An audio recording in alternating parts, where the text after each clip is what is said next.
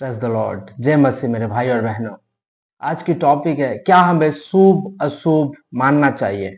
आइए पवित्र वचन हमें क्या कहता है हम देखेंगे। व्यवस्था का पुस्तक 18 अध्याय उसका 14 वचन पढ़ेंगे। वे जातियों जिनका अधिकारित्व होने पर है, शुभ अशुभ मुहूर्तों को मानने वाले और भावी कहने वाले की सुना करती है, परंतु तुझको तेरे परमेश्वर यहोवा ने ऐसा करने नहीं दिया।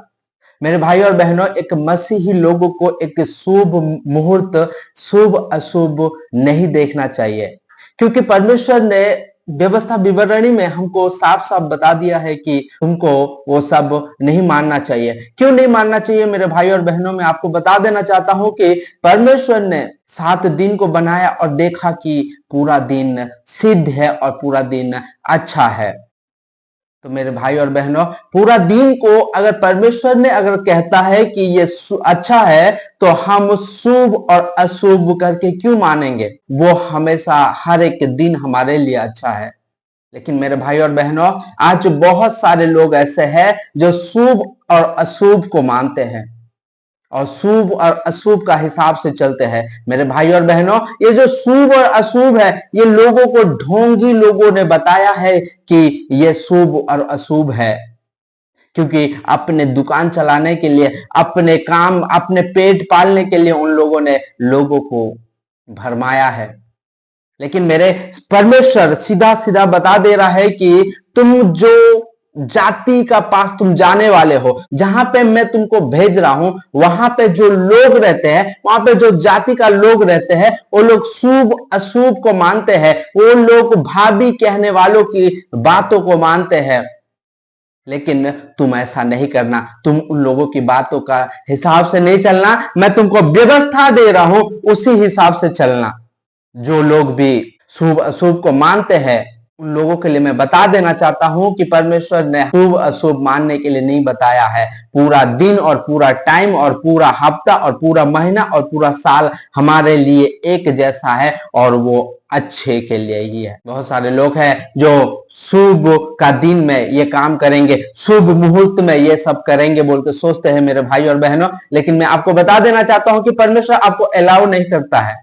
एक मसीही व्यक्ति को ये जानना जरूरी है कि परमेश्वर की मर्जी क्या है। इस संसार में लोग बहुत सारे भरमाने वाले हैं और बहुत सारे लोग आपको भरमाते हैं शुभ अशुभ की बातें करके। लेकिन मेरे भाई और बहनों, आप एक बार व्यवस्था को पढ़ के देखो, क्या परमेश्वर ये सब बातों बोला है। अगर परमेश्वर अगर लिख दिया है इस पुस्तक में, यानी कि इस पवित्र बाइबल में अगर लिखा है, तो आप उसको करने के लिए ना झिझकना।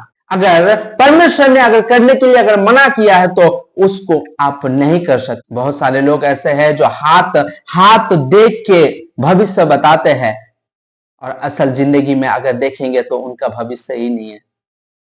वो लोग अंधकार में है और उन लोगों की बात को हम सुनते हैं और डर जाते हैं और परमेश्वर के ऊपर हम दोष लगाते हैं। हमारा जीवन में अगर कुछ हो गया तो हम बोलते हैं परमेश्वर ने ऐसा काम किया, ऐसा दिन हमको दिया। जो दिन आपको दिया है वो दिन अच्छा दिन दिया है और शुभ दिन ही दिया है। आपको अशुभ दिन कोई भी नहीं दिया है। परमेश्वर ने अशुभ दिन को बनाया ही नहीं है। आपको एक बात बता देना चाहता हूं, आप सोचते हो कि हमारे घर का सामने कोई पेड़ रहेगा तो अशुभ है, हमारे घर के सामने और कोई जीव जंतु रहेगा तो अशुभ है। मैं आपको बता देना चाहता हूं, मनुष्य को रचने से पहले परमेश्वर ने पेड़ पौधे को बनाया था। आपको रचने से पहले पेड़ पौधे को बनाया था मेरे भाई और बहनों। इसीलिए जो पेड़ जहां है वहां रहना चाहिए। अब उसको शुभ और अशुभ करके, बाइबल में कहीं भी नहीं लिखा है कि ये पेड़ शुभ और ये पेड़ अशुभ है करके, कहीं भी नहीं लिखा है। तो हम दूसरों की बातों को सुन के अपने परमेश्वर के ऊपर जो हम भरोसा करते हैं वो हम छोड़ दें। आपको बहुत सारे लोग भरमाएंगे, शुभ अशुभ का बात करेंगे, लेकिन इससे सतर्क रहिए मेरे भाई और बहनों। मेरे परमेश्वर इतना कमजोर नहीं है जो आपको एक दिन शुभ का दिन देगा और एक दिन अशुभ का दिन देगा। मेरे परमेश्वर ने जो भी दिन बनाया है, सारे दिन अच्छा दिन ही है। जब वो बनाया 7 दिन को, तो उसने कहा कि ये अच्छा अच्छा अच्छा देखा। शुभ और अशुभ में नहीं बदल सकते हैं। जो पवित्र वचन में लिखा है वे जाति है जिनका अधिकारी तू होने पर है। शुभ अशुभ मुहूर्तों को मानने वाले और भाभी कहने वालों की सुनते हैं। जहां पे हम हैं वहां पे इस संसार में लोग हमको भरमाने के लिए, लोग हमको शुभ और अशुभ बातें करने के लिए, हमको डराने के लिए बहुत सारे लोग हैं। लेकिन आप एक बार इस पवित्र वचन को आप पढ़ के देखो, क्या यहाँ पे लिखा है कि कौन सा दिन अशुभ है और कौन सा दिन शुभ है। बच के रहो मेरे भाई और बहन, लेकिन आप पवित्र वचन में बढ़े रहो। पवित्र वचन को हमेशा पढ़ते रहो कि आपको जागरूक करेगा वो सारे चीजों में। कौन पवित्र आत्मा से बोलता है और कौन ढोंगी से बोलता है, आपको सब पता चल जाएगा जब आप पवित्र वचन में आप बने रहोगे, उसको मनन करते रहोगे। तो नहीं तो आप फंस जाओगे मेरे भाई और बहनों। पवित्र वचन में आप हमेशा जुड़े रहो ताकि पाप करने से आप बच सकोगे और शैतान आपको परीक्षा नहीं कर पाएगा, और परीक्षा करने से भी आपको हमेशा के लिए गिरा नहीं पाएगा। बस यीशु मसीह का ब्लड ही काफी है। जो लोग आपको बोलते हैं कि शुभ और अशुभ का दिन और शुभ और अशुभ का मुहूर्त, उनको बोलो ये सब नहीं मानता हूं, क्योंकि मेरे पास यीशु मसीह का ब्लड है। जो ब्लड के कारण मैं स्वर्ग जा सकता हूं, जो ब्लड के कारण मैं परमेश्वर की सहायता हमेशा रह सकता हूं। जो ब्लड अगर मृत्यु से आपको छुटकारा दे सकता है, तो वो ब्लड जादू टोने से आपको क्यों नहीं बचा सकता है। पवित्र बाइबल कहता है कि याकूब के ऊपर कोई जादू टोना नहीं चलता है। मेरे भाई और बहनों, आप सतर्क रहो, अलर्ट रहो। इसीलिए पवित्र आत्मा हमको दिया गया कि पवित्र आत्मा हमको अलर्ट करता है, पवित्र आत्मा हमको जागरूक करता है। पवित्र आत्मा के साथ साथ चलने के लिए कोशिश करो, तब आप परमेश्वर के हर एक बातों को आप जान पाओगे, हर एक वचन को के अनुसार आप चल पाओगे। मेरे भाई और बहनों, इस संसार में बहुत सारे लोग आपको सिखाने के लिए आएंगे। कोई अच्छा सिखाएंगे, कोई बुरा सिखाएंगे।